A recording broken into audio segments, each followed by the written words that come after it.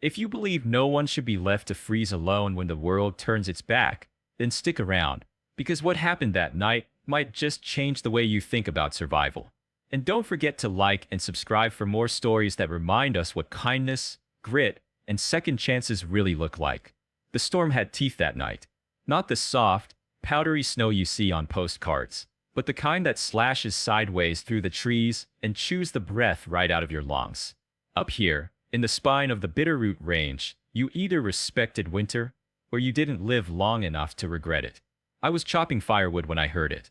At first, I thought it was the wind playing tricks, curling through the pines the way it sometimes does. But then it came again, a sound thin and breaking, like a thread pulled too tight. Please spare me this winter. I froze, the axe blade buried in the round I'd been splitting. No one should have been out here this time of year, not without four walls and a stove to their name. The nearest town was 12 miles down a switchback road already buried under 3 feet of snow, and I hadn't seen a living soul in weeks. That's the way I liked it, or thought I did, until that voice. I stepped off the porch and let the storm swallow me whole. Snowflakes like shards needled my face, and the wind clawed at my coat, but I kept moving toward where I thought I'd heard the sound. My boots sank to the ankles with every step, crunching through crusted drifts. It was getting dark fast, storm skies steal daylight quicker than a thief. Yet I found myself scanning the tree-line, ears straining for anything beyond the roar of the wind. For a while, there was nothing but white fury and the pounding of my own heart. Then, faint as a dying ember, it came again. Help, please. She was half collapsed against a fallen log when I found her, a scrap of humanity barely clinging to the world. Her coat, if you could call it that, hung off her like wet paper, and her hair was a snarl of ice-crusted strands whipping across a face so pale it might have been carved from the snow itself. I could see the tremor in her lips as she tried to speak again, but the wind swallowed the words before they reached me. All I caught was the shape of them, and maybe that was enough. Don't let me die here. I didn't ask questions. There'd be time for that later, if there was a later. I stripped off my own coat and wrapped it around her, feeling the shocking cold of her body through layers of wool and flannel. Dead weight. That's what she was, and dead weight gets people killed in weather like this. But when I scooped her up, her head lolled against my shoulder, and I felt the ghost of breath against my neck. Alive. Barely, but alive. The trek back to the cabin should have taken 5 minutes. It took 20. Every step was a battle, the snow dragging at my legs, the wind trying to rip her from my arms. More than once, I thought about dropping to my knees, curling over her, and praying the storm would burn itself out before it burned us down. But the cabin lights, tiny yellow squares in a world gone white, kept me moving. Those lights meant heat, meant fire, meant one last chance. When I finally shouldered through the door, the warmth hit me like a punch. The air inside was thick with wood smoke and the copper tang of iron from the nails I'd been driving earlier, but to me it smelled like life. I kicked the door shut, bolted it against the wind, and carried her to the hearth. She was limp as a rag, her skin the color of old bone. If she'd been out there another hour, maybe even another half, I'd have been carrying a corpse. I peeled off her soaked clothes. Modesty be damned. The dead don't care about shame, and wrapped her in every dry blanket I owned. Then I stoked the fire until it roared like a living thing, keep licking at her blue-tinged fingers. For a while, she didn't move, not so much as a twitch. I rubbed her arms, her legs, anything to coax the blood back into motion, muttering curses into the air because silence felt too much like surrender. Then her lashes fluttered, just barely, but it was enough to make my heart slam like a hammer in my chest. Her eyes opened, gray, stormy, full of confusion, and fixed on me. For a second, she didn't seem to understand where she was, or who I was. Then her lips moved. A whisper, rough as gravel. Why had I carried her in from the jaws of a storm that could have chewed us both to pieces? Why hadn't I left her to the cold the way most men up here would have done, without a second thought? I didn't have an answer, not one I could give words to. So I did the only thing that made sense in that moment. I poured a cup of strong coffee, black as sin and hot enough to burn, and held it to her lips. Drink, I said. My voice sounded strange, rusty from weeks of silence. We'll talk later. Her hands shook so hard I had to steady the cup, but she drank, and color began to crawl back into her cheeks, timid as dawn. I should have felt relief. Instead, I felt something I hadn't let myself feel in years: curiosity. Who was this woman? How had she ended up on my mountain in the teeth of a storm that'd make a grizzly crawl back to its den? And most of all, what in God's name was she running from? Those answers would come, in time. But as I watched her curl beneath my blankets, the fire painting gold across her hollowed face, one thing was clear: my winter, quiet, controlled, and as predictable as the turn of the seasons, had just shattered. And somehow, deep down, I knew this storm wasn't the deadliest thing headed my way. Morning didn't so much break as bleed, slow and gray, through the frost-laced windows of the cabin. I dozed in the chair by the fire, rifle propped against my knee, half expecting the storm to claw its way inside during the night. But it wasn't the wind that woke me. It was the sound of fabric shifting behind me. I opened my eyes to find her sitting up, blanket draped around her like a makeshift cloak, steam from the coffee I'd left cooling on the table curling toward the rafters. For the first time, I got a proper look at her in the light. She wasn't what I expected, not soft-featured or timid like most who wander up here unprepared.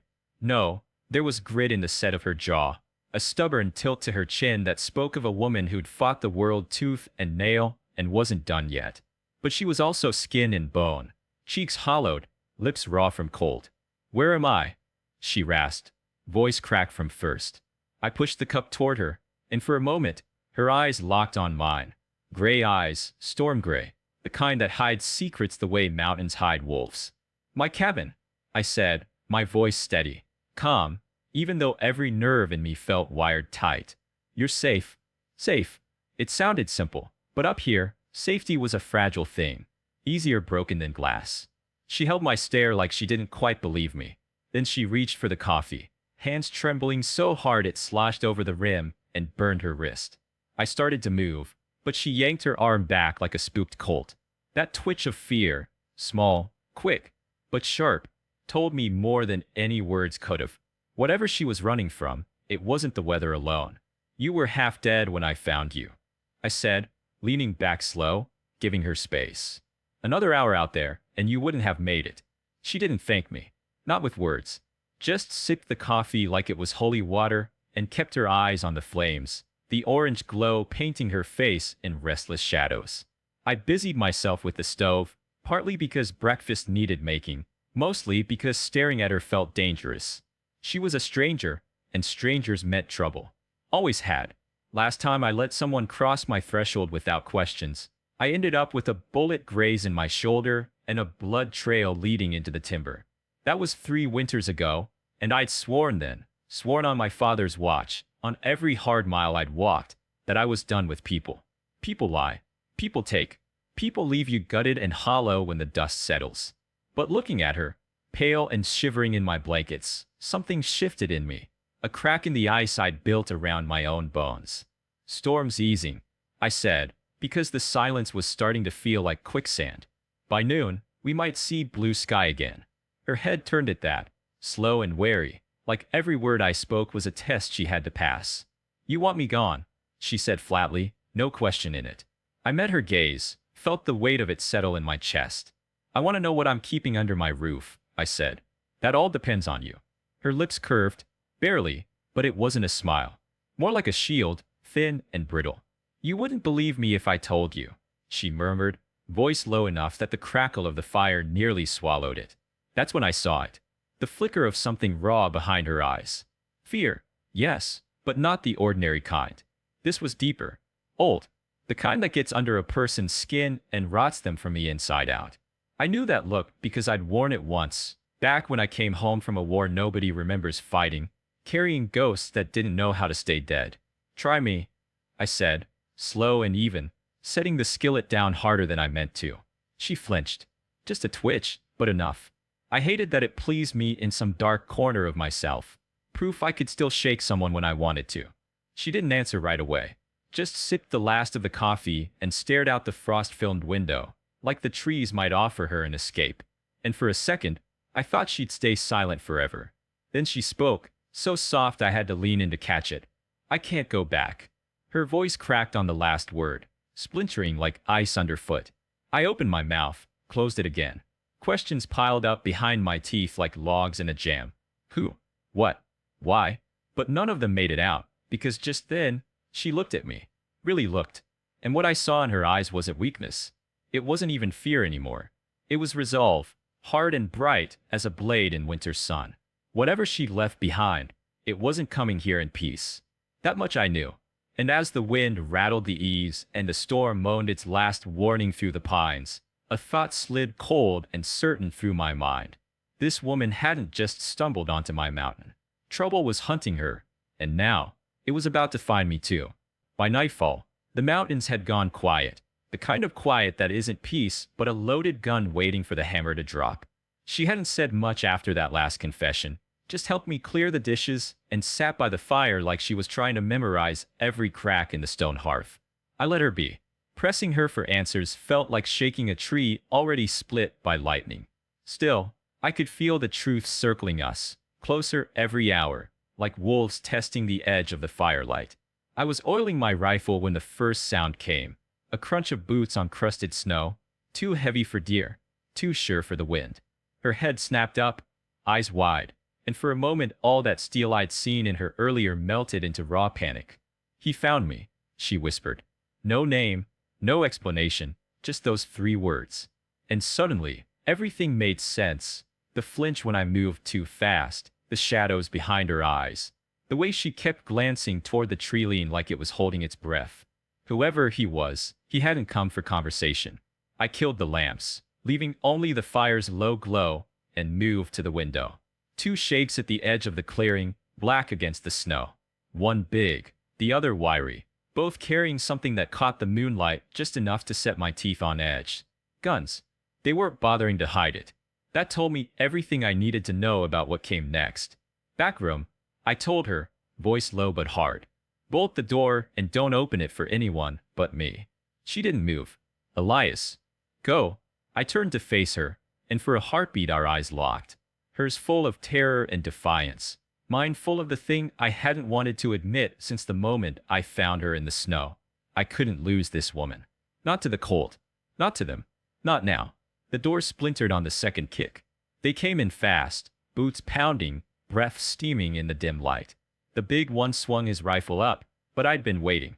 My first shot dropped him where he stood, a heap of wool and gunmetal. The second man lunged, quick as a striking cat, and we hit the floor hard enough to rattle the stove.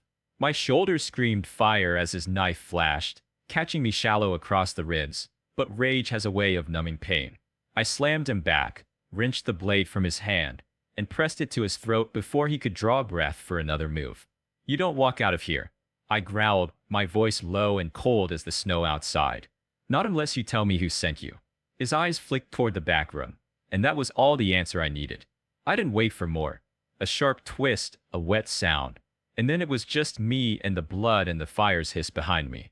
When I opened the back room door, she was standing there with my spare revolver in both hands, knuckles white, eyes burning like coals.